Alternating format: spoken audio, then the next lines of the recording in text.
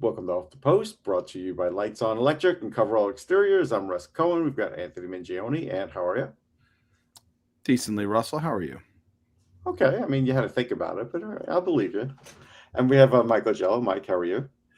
I'd like to wish a happy birthday to my future wife, Sarah McLaughlin, who is now my age. She's the same age as me, but I'm not going to say what my age is. She's been your future wife for what, 20 odd years now? Yeah. She'll finally come to a realization, at some point. Yeah. Or, well, I'm not going to say. All right. Yeah.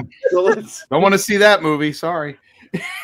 Well, no, but we know when her song usually plays. Oh, yes. You have a funeral, right, Russ? I mean, you said it. I didn't. Yep. Yeah, the insinuation was there. Anyhow, let's talk about the New York Rangers, because the New York Rangers are open for business. They've been open for business. They traded Carson Soucy. They got more than a bag of pucks, so good for them. They got basically recouped their they recouped. It was a third-round pick they got him for originally. I think so, but I'm not sure it recouped the bad play they got out of Soucy. But anyhow, that's if you're going to make up for it from an gift that keeps on giving.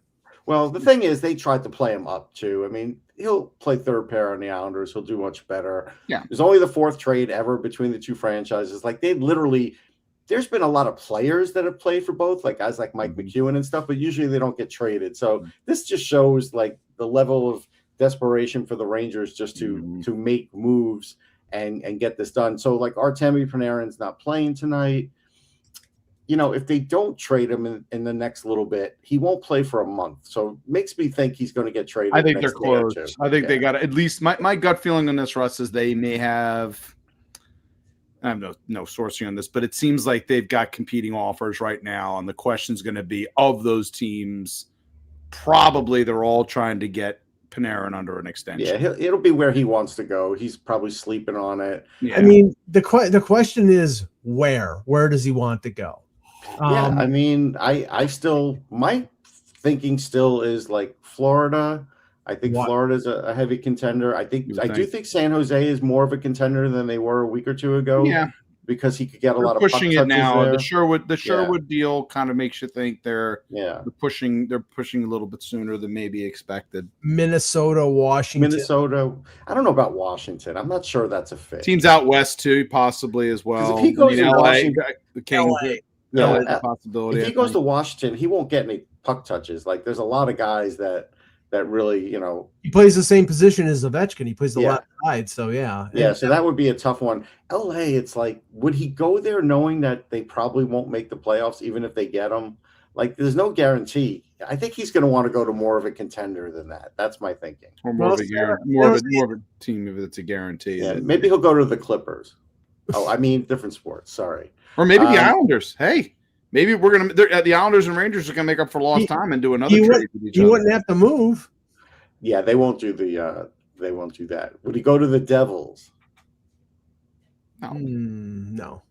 I mean, he's close to Brooklyn still. But I would say Long Island be even more so. I mean, the Devils have prospects. I mean, Casey, they've got like they do. The question is whether I want to go there. I do wonder. I'll give you one. I'll give you a dark horse. If you think about their lack of depth, they're loaded with prospects, and they tend to love the enigmatic Russian, and that's the Montreal Canadiens. It's possible. I think there's a possibility there. They are loaded with prospects. It wasn't Jeff Gort. Wasn't Jeff. But again, it comes down to the problem with trading. It does come down to again probably what Panarin's going to want in this circumstance. Or trade with Gordon. But again, you got Demidov there. That could be an attractive thing. There's some Russian players that are going to be coming over. Obviously, I think Sarkovsky's another player that will be coming over soon. But you already have Demidov there. Yeah. It's possible. I mean, I would ask for Oliver Kapanen. That's who I would ask for. So, well, I'm talking about certainly what they're going to be looking for in return. Yeah. But I mean, the Islanders. Let's say, theoretically, what the Islanders would have in that circumstance. Ritchie trade. Yeah, Ritchie. Probably you're looking at Calum Ritchie, right? I would think so. Calum Ritchie. Yeah. The Devils, like you said, Casey's a possibility there. Florida again. Florida feels like Samoskevich probably. Florida, I mean, yeah, Yeah. that's the only thing they got. They have that in a 2028 first round. Right, they don't have other picks here, so Yeah, it's like Samuskevich would be the guy there. You know, the thing is, only though I think if he like this, if he's like I want Florida, I'm not considering any place else. That's I think. Yeah. What I about mean, if he went to the Islanders, just saying George is a young defenseman where that could, you know, that could be something good for the Rangers if they want. What about Tampa? Tampa again, not a lot of prospects there. Not a lot of prospects. And Isaac, they don't have Isaac Harris anymore. That would be Edmonton if he went there. And they have they already have substantive wing depth. That's the thing. Yeah. Yeah, I think that one would be a tough one. But we'll see. I mean, I think next day or two he's going to go somewhere. You know, Andre Palat, the Islanders also got in a trade. He's already scored for them. This is an interesting trade because, and of course, my internet went down. So if you want to pick it up, like what the actual return is, it's more of a cap dump from the Devils side, and Siplikov goes to the Devils, who did play a good game against the Flyers recently. When the Islanders Monday. played. Yeah, that was the part that as soon as I saw the trade, I'm like, they were like, let's move them off while he's on. He had a good game. Let's trade him. The whole trade was a third round pick in 26 and a sixth round pick in 27. Yeah. But the Devils gave up the third. Yes. Right? No, the picks all went. It was Palat and the picks for Siplikov. Right. In order to take on that was as Stefan Rosner said earlier today. I think he was on Jeff Marek's on the sheet. He basically said it was weaponizing cap space. The Islanders had some space, and this was how they were able to take on the full. We'll take the full end of the deal from you guys, but you're going to have to sweeten the deal. And again, to me, as soon as I saw the deal happen, I'm just like, yeah, this is Darsh going to a guy that he's familiar with in this circumstance from the Tampa organization. Can he get back what he had in Tampa with the Islanders is something that I'm going to be pretty curious to see if that does happen. If they're able to get that and those picks, wow. Well, and what this tells you is, because looking at the Islanders for next year, Anders Lee, $7 million UFA, JG Pajot, $5 million UFA. Palat's got another year at $6 million, so one of those guys isn't coming back. Yeah, and the thing is, you have to look at whatever. Again, Pajot center situation for the Islanders going forward. I think Pajot's playing better than he did a year ago. I think he did. I mean, shorthanded. We saw the shorthanded goal, obviously. I could see Darsh keeping him. I could see Lee is the one. Center is one of those things where it's just like you kind of almost. Lee's getting up there in age. Lee is, but he's such. It's going to be a tough one there. Considering he's a poor guy. I don't think he has anything tied to him. You know, not like Lou did in the Oregon. I could see Lee going to Minnesota. I could. Yeah, I could see that as well. Especially if Minnesota's trying to push all in right now. And they're looking for center help, and if they don't get Trocheck, just to respond to the somebody saying Devils are desperate to dump. That was the case until Luke Hughes went down. And now he's scoring again, Hamilton. Yeah, because he's playing on the power play now. Well, but if they think that, I mean, if they think they still have a chance at the playoffs, which if Toronto doesn't, they don't either. Then. You know, they should trade Hamilton because he's got 2 more years at $9 million. But the thing is, if you keep him and he starts scoring again, then you'll get more people interested in him in the summer. Sure. I mean, if they put me on the power play, I'm not scoring, Mike. But Hamilton could still do that, obviously. And I guess he's not going to go to Toronto now, Mike. So let's talk about that for a minute. How the Leafs doing? Oh yeah, thanks for us. They're doing better than Craig Berube, who doesn't look like he's doing great. I mean, I started thinking of when I saw his scar. All I thought was from Indiana Jones, the Canyon of the Crescent Moon. I mean, it's kind of like Frankenstein with those staples. Well, I admire the fact that he looks a lot better this week than he did originally, because he's healing pretty quickly. Because I mean, it looked like he got mugged. I mean, just not to spend too much time in this, but it really just wear a hat. I don't understand. Well, he's not going to wear a hat on the bench during the game. They do in the outdoor games, so wear a hat. Well, yeah, what he's going to wear, a fedora? I mean, I don't know anything. You know, but as for what, I mean, in unison, everybody, I think anybody who's anybody is recognizing that this season is over with and that they should sell. But I was watching Steve Dangle's podcast a little earlier, and he said, well, yeah, I mean, everybody knows that except the people who count, except for the head of MLS and E. He's not wrong about that. Right, except for the head of MLS and E. Matt Nyes. Well, no, I don't blame I players. know, I'm joking around. It was a great quote, though. Yeah, except for Keith Pelly, the head of Rogers, Edward Rogers, and Brad Treliving. If they're in denial and think, oh, I mean, but nobody, I mean, they're 8 points out. They got pistol whipped on Daryl Sittler night by the Sabres.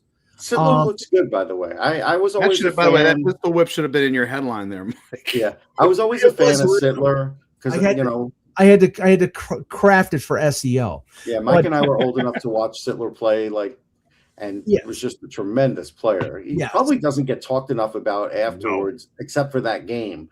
And he was way better than just that game. I am old enough to remember when the Flyers acquired him. It was like everybody, and it did not work out. No, he was past it at that point. He was older. It was your typical Flyers acquiring a player past prime. Yeah, Rich Costello and a second round pick. It turned out to be Peter Inachak, but no, the Sittler. Other than that game, I mean, don't get me wrong, he had a great career. Other than that game and scoring the game-winning goal in the Canada Cup against Czechoslovakia in '76, those were his high points.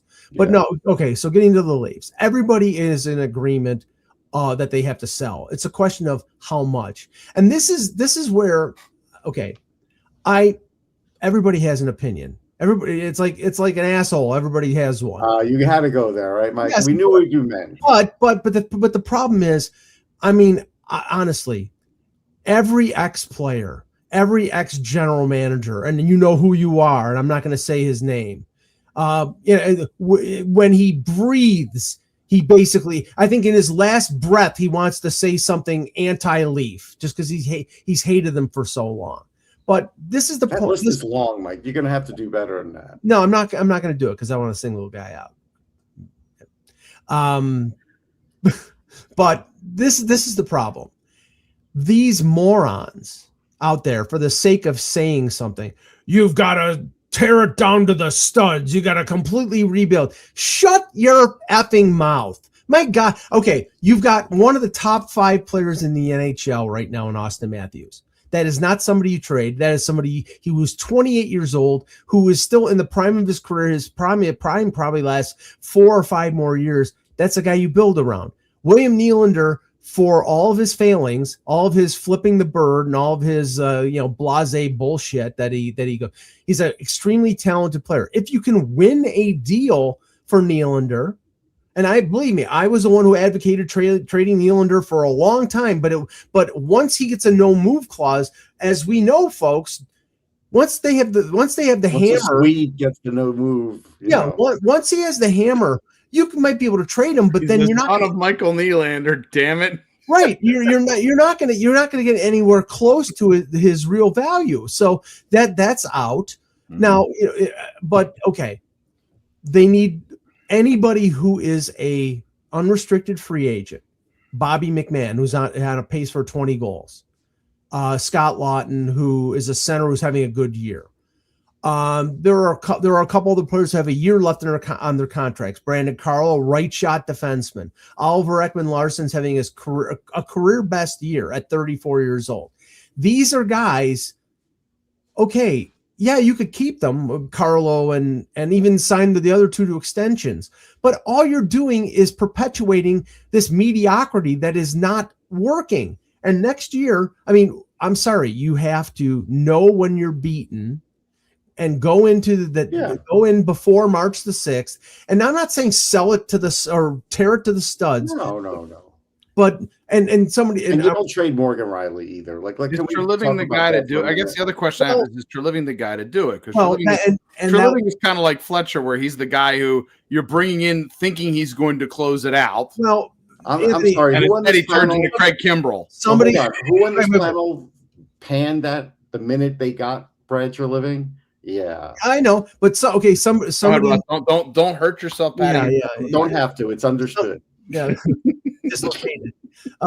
Somebody at the game last night, because I was up in Toronto at the game, we said the same thing. It's like, well, then I was saying they need to sell, and it says, well, is Trillian the one to do the job? It says Dave Nonis, before he was fired in 2014, traded off players like Mike Santorelli and Cody Franzen, who he got a first-round pick. And you should know who that first-round pick was, because that first-round pick got flipped to Philadelphia, and the guy's name is Travis Konechny. Mm-hmm. So they can get first-round picks, and if you, with your scouting staff, which they spend a ton of money on, they can draft good players. The problem is they have no friggin' draft picks. Yeah, we don't know if they could draft good players because they really haven't had the chance.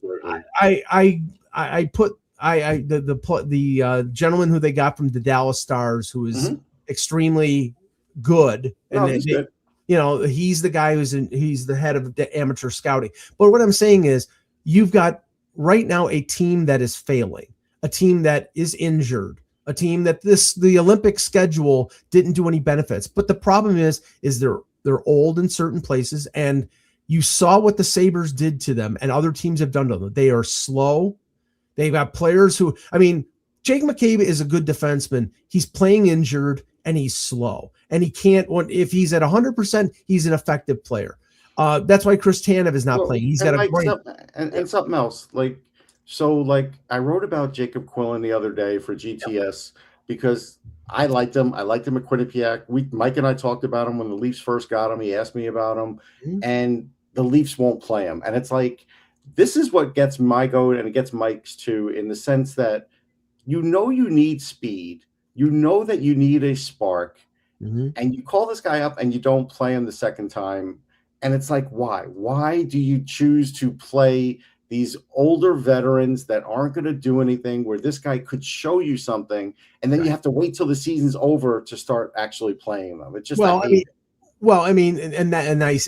when you tweeted that out. I said, Quillen, if and when they do sell, Quillen is one of the guys that you give playing time to, because you need to find. Now the thing is, he's a restricted free agent with arb rights this summer, and it's like, what are you going to do? Do this Alex Steves and give him up for nothing, and let him go to Boston where he's earned a 2-year contract, or Pontus Holmberg, who's on the Swedish Olympic team, for Christ's sake? That's what I mean. Asset management is most important thing of a manager in this league. Guys like Julian. That's been the biggest problem for the Leafs for a while now. Well, they've been buying for a decade, buying when it was stupid to buy, aka Lou Lamoriello trading for Thomas Plekanec and Brian. That was one of my favorite trades, Mike. Remember when that trade was made?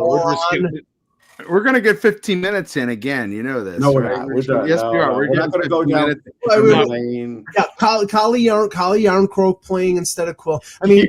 Let's keep going, Mike. I'll end it. Timers click. The timer's going. We need the baker's alarm to go off. We did have a timer once. What we need the Muppet Show game. Yeah, we did do a timer once for in closing, Anthony. Yes. What I'm saying is, there is no reason. They are 8 points behind Buffalo, Boston, and Montreal. They have shown they're going on the road for 4 more games where they stink on the road. They're probably going to lose. Now they'll probably screw this up and win 3 or 4 on the road, and then they'll think they have a chance. But if they lose 3 or 4 on the road and they're 8 to 10 points out, you've got the Olympic break, Brad. Talk to the other general managers, shop the rentals, trade, get some assets, maybe trade guys like Carlo and Nicolas Waugh, who has a year left. Bobby McMahon to Edmonton, because I don't think they should trade Carlo. Bobby McMahon to Edmonton for Isaac Howard. Do it right. I don't know if it'll be for Isaac Howard. No, but they should trade. They shouldn't trade Carlo O'Reilly. They're still going to need those guys. But some of those other guys, we're not stripping it to the studs. We're just we're redecorating the floor a little bit. But what, you don't think Edmonton would do Isaac Howard for Bobby McMahon? Because Bobby McMahon would sign in Edmonton. It's possible. I don't know. I just feel like they went through quite a bit of effort to get Isaac Howard, and Matthew. Yeah, and if they see him as a guy that can win them a cup in this circumstance, I mean, it's kind of like right up there with.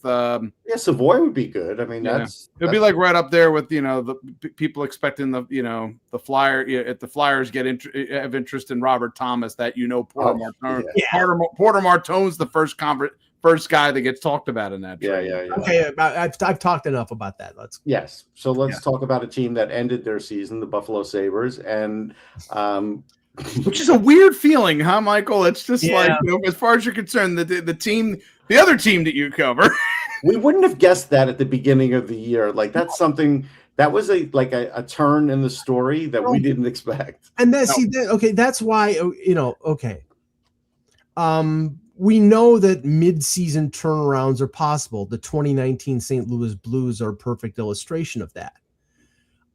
I may be the only person in Buffalo who is still not convinced about this, because I mean, everything has just gone right. It's 19-3-1 in the last 23. That's a quarter of the season, and they've won 19 of 23 games. Yeah, they're getting phenomenal goaltending out of Alex Lyon. Has tied a club record for consecutive victories. And I'm very happy for him because I like Alex a lot. Oh yeah, he's a very articulate guy. He's tied with Jerry Desjardins, if you can remember that name from. Yeah. Oh yeah. So but Mike, you would have second guessed Buzz Aldrin. You'd have been like, I don't know if he's the guy. I would have gotten punched in the face like Buzz likes to punch. Well, if you say the wrong thing to Buzz Aldrin, you get punched absolutely in the face. So, but okay, they're getting great goaltending.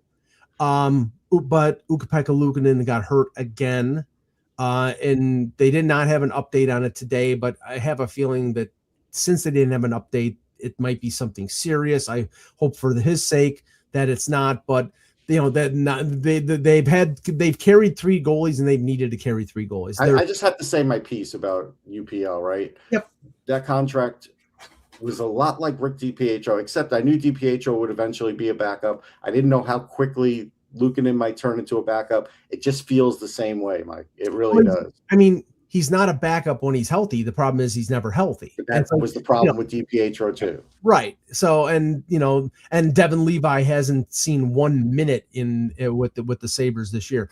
Defensively, I mean, Matthias Samuelsson's having a year for the ages. I mean, he's got more goals this season than he had in his career. Dahlin scores 5 points last night, a hat trick. He's playing fantastic. The one that's secret, Owen Power's not doing anything. I mean, he's playing lots of minutes, but he's just not scoring. Well, I mean, lots of minutes is still a good thing. I mean, he's a top when you're still a young defenseman in this case, better to focus on things in your own end. He's a top 4 defenseman. He logs a bunch of minutes. He can skate. He's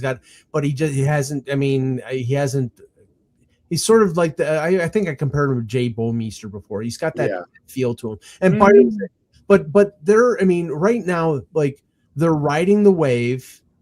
Everybody is, looking for something, they're optimistic. And, right now the odds of them making the playoffs are like 65%. The only team that's within range right now is Florida. It's like the anchor bar wave that they used to have in the 80s. Like, is it as strong as that? It's like the murder wave there, right, Russ? But no, I mean, the thing that the one thing that Lindy Ruff admitted today, and it's pretty funny, the Olympic break is coming at the absolute worst time for this team. Yeah, I mean, they're red hot, and everything is turning to gold. And then 3 weeks, you're going to be sitting. Some of them will be sitting on a beach. Some of them will be in Milan. They only have two players if Luukkonen is hurt, Thompson, but their 2 most important players, Thompson and Dahlin. Can they recapture everything? I mean, Josh Norris will be healthy, and everybody else will be healthy after it. But can they recapture? And that's the thing. It's like they're playing great defensively, and everything is going right. And I'm just like, okay, it just happened. You know what I'm saying? It's not like they all of a sudden eureka, they found the win. They're playing a lot better, but I just don't know if it's real or not. I mean, obviously it's the Finnish hive mind. It's the Finnish hive mind. It's Jarmo. He's the hive mind. Well, this winning streak started with Kevin Adams as the general manager. I know. They joked on TSN, who's GM of the year, and one of them said Kevin Adams. Adams, yeah. That's a fair point. That is a very fair point. No, But that yeah, is. the goaltending situation for me there is kind of fascinating, and one that from Philadelphia's, from the Flyers' perspective, is one that I'm certainly monitoring at the moment, because again, I don't know what this backup situation will be next season. We know Dan Vladar will still be. Yeah, he'll be there, but I don't know if anybody else will be there. But it may be, again, where I think there's a chance that, and I've said this before, and I've said this on the show, I think Devin Levi is absolutely a possibility for Philadelphia to make a trade for. But I think so too. One last thing. The funny thing here is there is no progress being reported at all between the Sabres and Alex Tuch. Yep. Yeah, it's over. That's a matter of, are they keeping them or are they trading them? Right. And no matter, I would be stunned, no matter how good they're doing, if you get to March 5th and he's not under a contract, on March the 6th, I'm trading him, because the question's going to be this, Mike, is that let's say, and this is obviously a lot of hope, and hope isn't a plan, but if the Sabres make the playoffs and they get they surprise and it's not just a first round thing, they get to a conference final. Mm-hmm.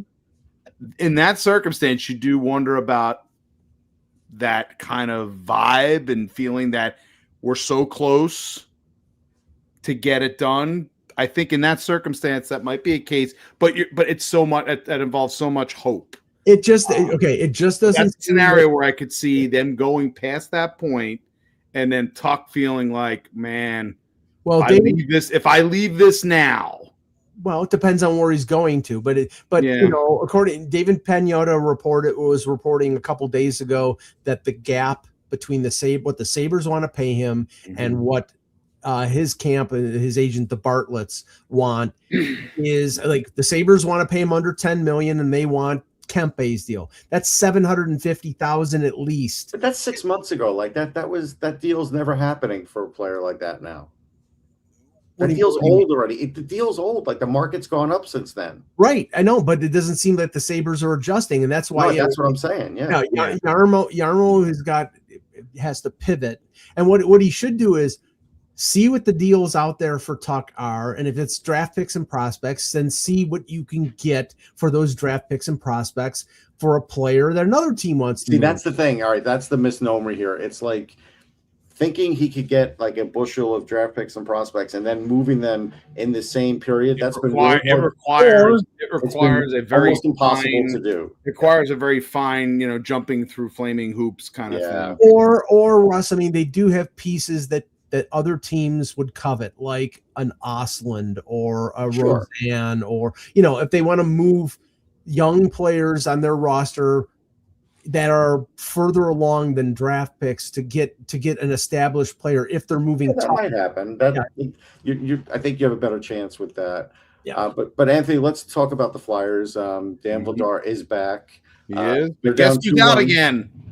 No, Risto's out again. Apparently, lower body injury. And I said upper body, lower body. It's just. And I said last show, and I said this body injury, as John Tortorella used to just say, and that was probably body injury. When it comes to Risto, it might as well just be body injury at this point. True. Initially, I said trade him the minute he comes back and plays one healthy game. But then I said when he came back and he played a few games, I would have traded him for sure. Now he won't be able to be traded. Nobody's taking him. No, they're going to be pretty much. I think they're at this point now.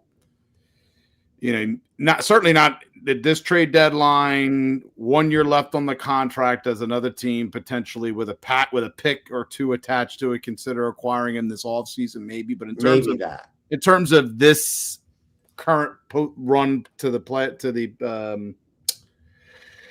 deadline and to the playoffs, in this case, I think your Risto is pretty much going to be on board. And again, it just keeps happening, and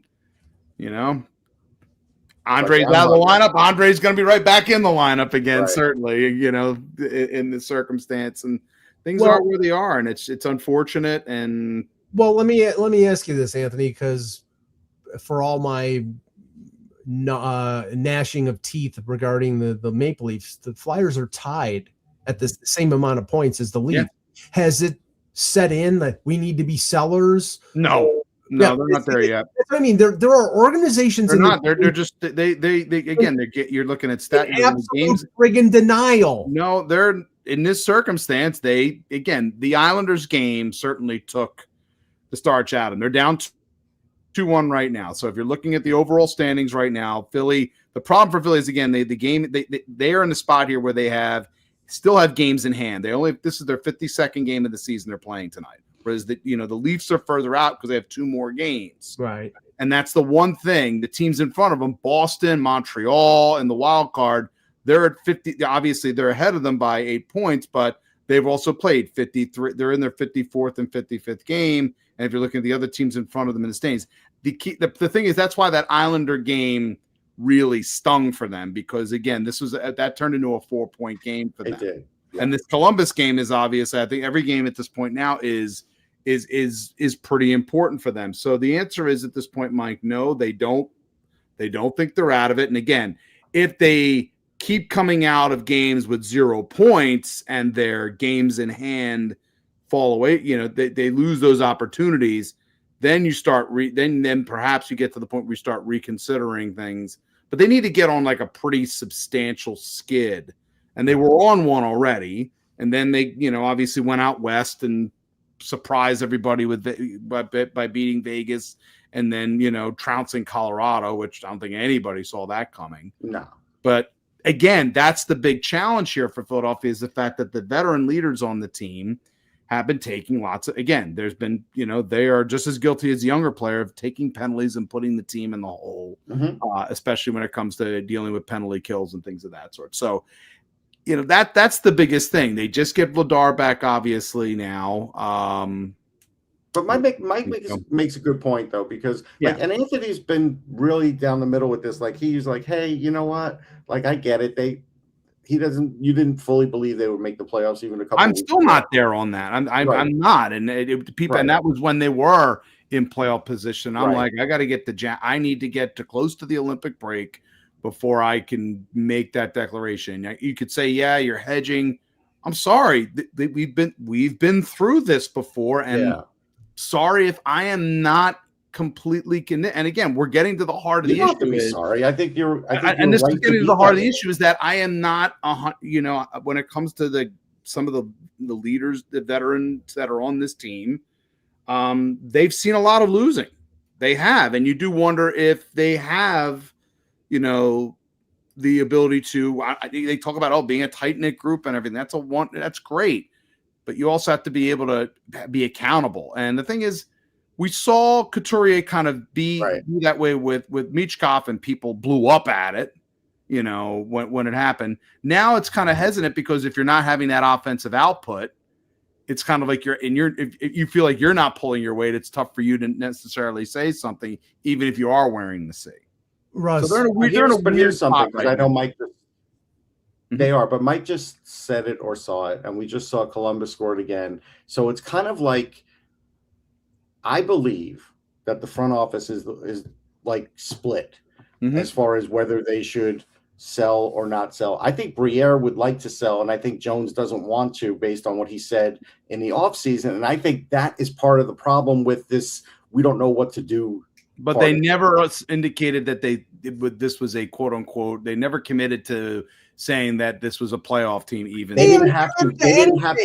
They didn't have to say it. Like, we all kind of knew they were hoping for it. Yeah. It's like, and I think this is an important stretch.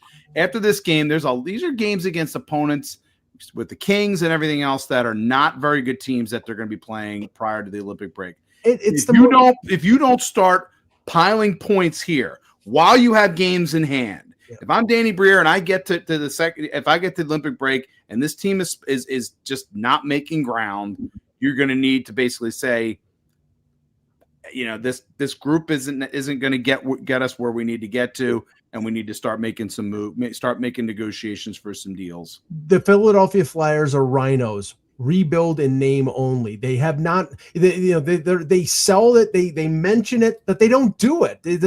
They say, "Well, and then I mean, if you're looking at stockpiling prospects and things of that sort, and again, this has been the prospects for Philadelphia. Again, I think a lot of people are down because the two big center prospects on the team have not been piling up points in juniors Correct. this season. And Luchenko, and the expectation on Luchenko was going to Brantford that those point totals would be up. Right. I'm a little more patient when it comes, obviously, to Jack Nesbitt, who's still, is also a young player. I also don't necessarily envision him necessarily in a massive offensive role at the NHL level.